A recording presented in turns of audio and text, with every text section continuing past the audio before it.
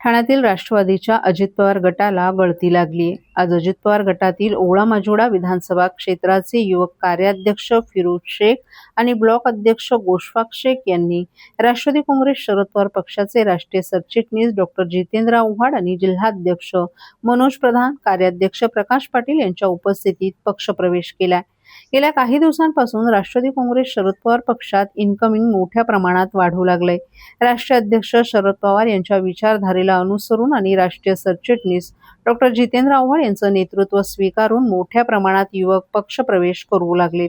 आज युवक अध्यक्ष अभिजित पवार, युवा नेते वीरू वाघमारे यांच्या पुढाकाराने अजित पवार गटातील ओळा-माजुडा विधानसभा क्षेत्राचे युवक कार्याध्यक्ष फिरोज शेख आणि ब्लॉक अध्यक्ष गोशफाक शेख यांच्यासह शेकडो कार्यकर्त्यांनी पक्षात प्रवेश केला.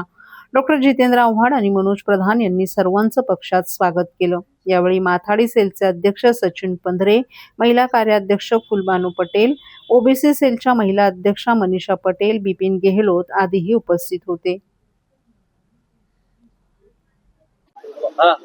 अभि कुठे अभि असं मोठ्या प्रमाणात युवक पक्षाकडे आकर्षित होत आहेत, काय सांगा?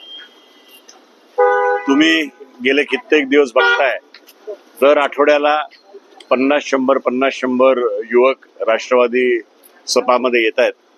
आणि त्याचं खरं कारण आहे की सगळे आव्हाड साहेबांचं नेतृत्व बघून ठाणे शहरात जे विरोधी भूमिका राष्ट्रवादीने घेतली आहे त्याच्याकडे बघून ते आकर्षित होत आहेत.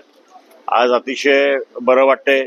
या 100-150 कार्यकर्ते अजित पवार पक्षामधनं या ठिकाणी युवक आलेले आहेत आणि